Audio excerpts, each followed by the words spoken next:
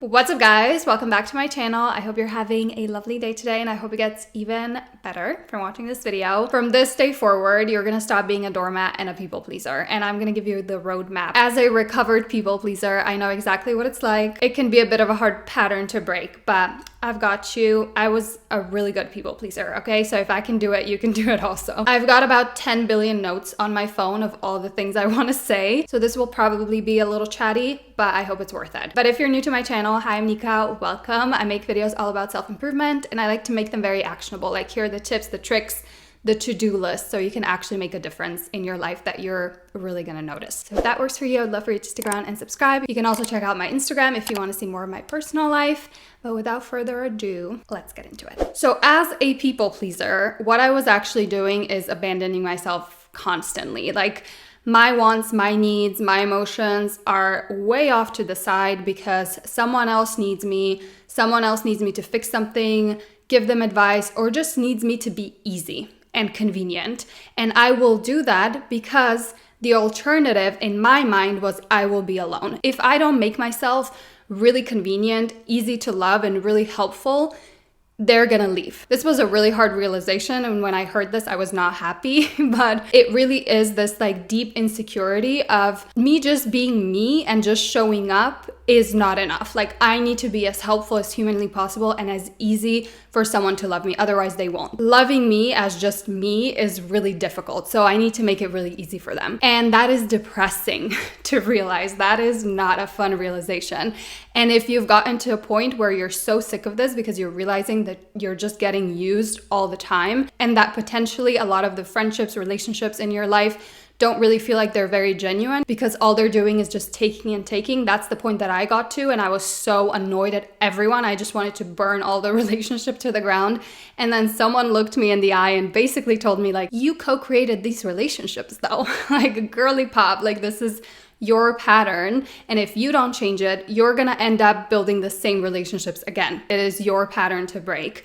And that sucks to hear because I would rather blame it on everyone else. I would rather be like, well, these people are just users, and I'm just this like poor girly who's being taken advantage of. But you're an adult, your life is your responsibility, and you are a co-creator of your relationships. One thing that I absolutely need to mention that really, really helped me to just get those little tips and tricks and tools to break this habit, to break this pattern, was therapy. I'm gonna share a lot of those tips and hacks throughout this video, but an amazing resource if you wanna try out therapy is BetterHelp, and they're the paid partner of today's video. So BetterHelp will connect you with a therapist who can help you find answers to some of the struggles that you're facing. So whether that's relationships or some of these unhealthy patterns or habits that are keeping you stuck, like being a people pleaser, for example. So instead of being stuck in this endless loop of questioning yourself, you can talk through your concerns with someone who's trained to help you find real answers. You get matched with a therapist after completing a quick questionnaire, and if the fit is not right, you can easily switch therapists at no additional cost. They carefully make sure that the therapists on their platform are well qualified, and their customer support team is there to help you if you have any questions. BetterHelp is definitely a platform you can trust. They actually have over 7,000 reviews and a 4.5 rating on Trustpilot. Going to therapy really is a sign of strength in my eyes. It is not a weakness at all. And there are so many parts of your life that can be improved through therapy. So click the link in my description box or go to betterhelp.com/Nika and get 10% off your first month of therapy. So the first thing you need to do is admit to yourself that this is what you're doing,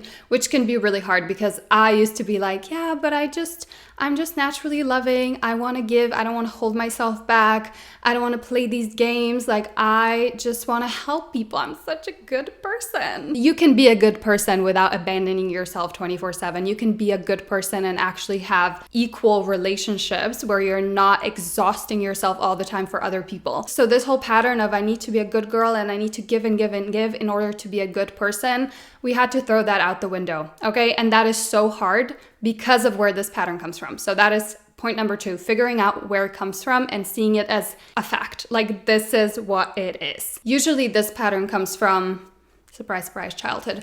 Super fun. We love that. There's a lot of different situations and family dynamics where this can come from, but at its core, you basically learned that in order for me to be seen and get love and attention, I need to be really, really easy and convenient, and I need to be helpful. So let's say there were a lot of kids in your family. You have 1,000 siblings and you're the oldest. So you got attention and love and praise from your parents by helping take care of your siblings or by helping your parents in some way. So you got that fix of love, attention, self-esteem from being helpful. And then you grow up, and if you don't, do any kind of work on yourself, that becomes your autopilot. And you keep repeating this pattern over and over and over again because you learned that that is the only way for you to get what you need.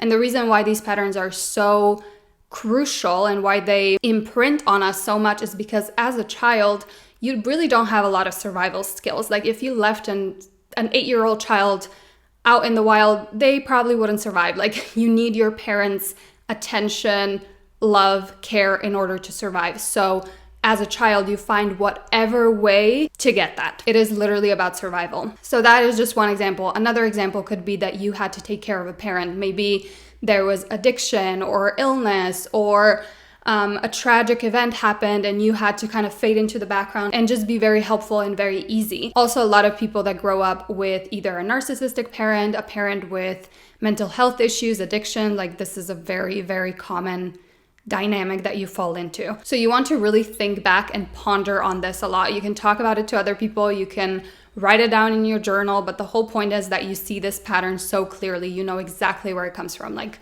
I had to do this because my dad was so absent, my mom was struggling, and I, was always there to help my mom and do XYZ. And then write down what you learned as a result of that. So for me, it really was, I am hard to love. I need to change XYZ about myself in order to be really, really easy, really convenient, quiet, like fade into the background so I'm not like another problem. And I need to be helpful. Like when someone needs a helping hand, a shoulder to cry on, a therapist, that is when my time to shine comes. That is where I can fade out of the background and get some love, admiration. Like that's where I got that self-esteem. And wow, was that so clear in my life at that point, like as an adult, when I kept doing this over and over again. And because a lot of it for me stemmed from me really believing that I was really, really hard to love, it was so helpful to find an experience where someone made me feel like I was so easy to love. So if you can find that contrast, just so you know what to look for, like what kind of relationships are actually genuinely loving, not people using you, that is very, very helpful. So for me, it was my grandpa. Like he made me feel like I hung the moon. He loved me so much and it was like a joyful experience for him. I didn't have to do anything. Like he just adored me. And even though he died when I was really young, I still remember his love and like the way it was so easy and how I felt being with him. So like digging through your memories and trying to find someone like that is so helpful. Even if it was a teacher, someone that wasn't in your life for a long time, it doesn't matter. Just having that example of how that felt like is honestly life-changing. Another thing you have to understand when it comes to being a people pleaser is the negative things that you're doing to yourself and to other people also, because I feel like a lot of us cling to this pattern because we think that by not having it, we're going to be a bad person. First of all, it is you having a sense of control. So if I am being really easy, really convenient, really helpful, this person gets XYZ, a whole list of things from me that's very helpful to them, they're not going to leave me. They're not going to abandon me because why would they? Because they get so much from me. So it's kind of me controlling and ensuring that this person stays put. They're not going to leave. And if the relationship does come to an end, it's usually going to be you ending it because why would they end it? They get so many benefits. It's basically your kind of messed up way of ensuring that you stay safe and you're not abandoned. Another thing that really, really helped me that was kind of messed up when I heard it. I was offended, of course. I was in therapy and I was, constantly in this pattern, helping people, giving people advice, and I was feeling exhausted and like burnt out. I was over everyone's bullshit of using me. And my therapist was like, what gives you the qualification of helping all these people? And I was like, what do you mean? I'm so good at it. Like, what do you mean? I am amazing at it. But it was that wake-up call of like, who am I to think that I can help all these people? Is my life perfect? Absolutely not. Am I thriving? No. Like, I'm not doing incredible. So what makes me think that I can help fix other people? And a lot of the time, I really notice that when this pattern comes full force, it's like me trying to escape my life by trying to fix everyone else's, because it's easy to tell people what they should do. It's not so easy to actually do it yourself and, fix things in your life. So having that realization of what gives you the qualifications, and also being aware of the fact that a lot of the time, by you being so helpful and so available and bending over backwards for all these people, a lot of the time what you're doing is not being very helpful, but you're enabling them and helping them continue this cycle of not being able to fix their own problems and work on themselves, because you're gonna chip in. Don't worry about it. I'm here. I'll fix it for you. So if you're worried about being a good person, maybe think of it that way. I'm really not helping them in the long run. And also, usually the people who are worried so much about being a good person are already a good person. You don't need to do all these things for all these people in order to prove that to yourself and to everyone around you all the time, okay? Leave that be. I'm a good person. I'm nice to people. I'm polite. Enough. A few things that really, really helped me that were really, really easy to implement is, first of all, when someone asks you to do something, maybe your mom calls you and is like, can you go help Uncle Jared? Even though you help everyone all the time, you're exhausted, you have so much work, you have your own family, whatever is going on. Instead of just saying yes straight away and that being your default, start saying, I'll think about it, I'll let you know. I need to look at my schedule, I'll get back to you. I'm really busy right now, but I'll let you know. Like something along those lines, just to give yourself that pause to actually think about it and be like, do I actually want to do this? Like, if I take being a good person out of this and trying to prove this to everyone, do I actually want to do this? And a lot of the time the answer is no. Okay? And that is okay. People will actually survive. The second thing that I started doing that's also really small, usually if you're a people pleaser, your wants and needs are casted so out of the way. Like, I don't even know them. The people in my life don't know them because they're so not important. Like, I will abandon myself and all that just so I can be here. Make sure you don't leave me. So I'm going to be really helpful, really easy, convenient. So start exploring what you actually want and need. And very small ways to do this is, let's say you and your friend want to go out to dinner or to a bar or a trip, whatever, and they ask you, where do you want to go? Usually what I would do is I would say, oh, I don't care. We can go wherever. It's fine with me. And that was my default. And it was really small things like that I was like, I don't actually care. Like, where we go out to eat, where we go out to drink, where we go on a day trip is not gonna ruin my life if it's not exactly what I want. But I realized that starts to create that dynamic really early on. You build this dynamic brick by brick, and that is one of those bricks, okay? So you actually having an opinion and actually asking yourself when someone asks you, instead of straight away saying, oh, I don't care, I'm fine with whatever, actually think about it. Give yourself a pause and be like, where do I actually want to go? And then express that. Like, it is actually so easy to do and such like a small little change, and just start doing it. By you doing that, you'll also see who in your life completely abandons what you think in general, who does not care at all what you have to say, and is just gonna bulldoze through, and you're gonna have to do exactly what they want every single time.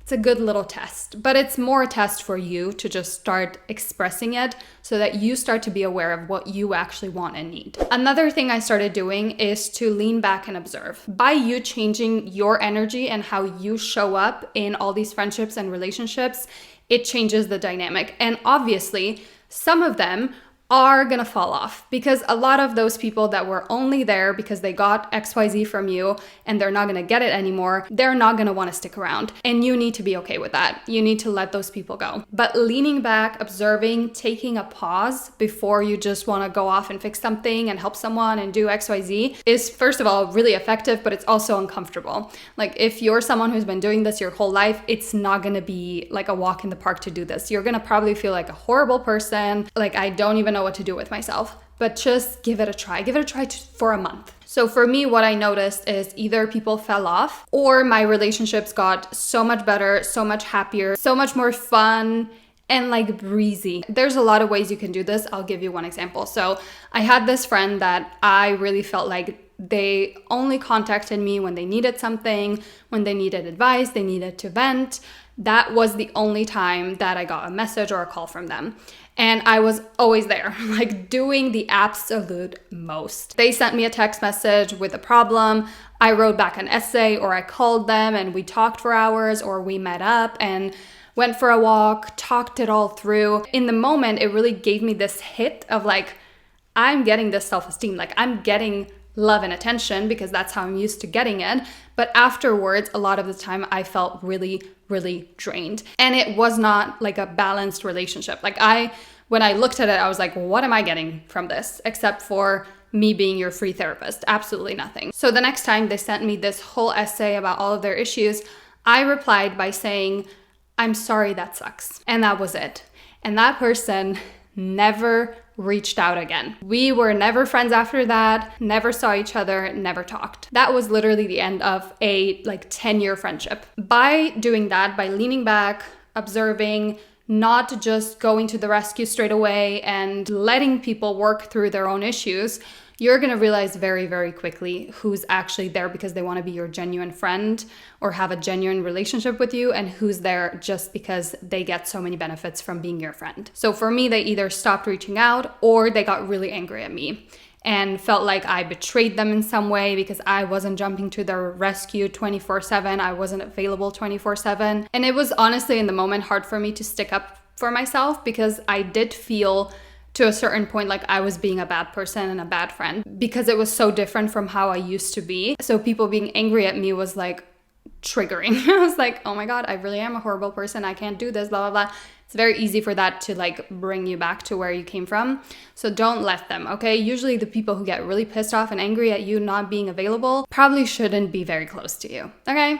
I don't have any of those people in my life anymore. And when I look back again, I was like, you were not a genuine friend to me. Like I actually got nothing from being friends with you, apart from, again, free therapy from me. A way to make leaning back and observing a lot easier is to put most of that energy that you were putting in being a people pleaser, put it towards pleasing yourself, okay? Your relationship with yourself is the most important relationship that you're ever gonna have. It's the relationship you wake up with. It's the one you go to sleep with.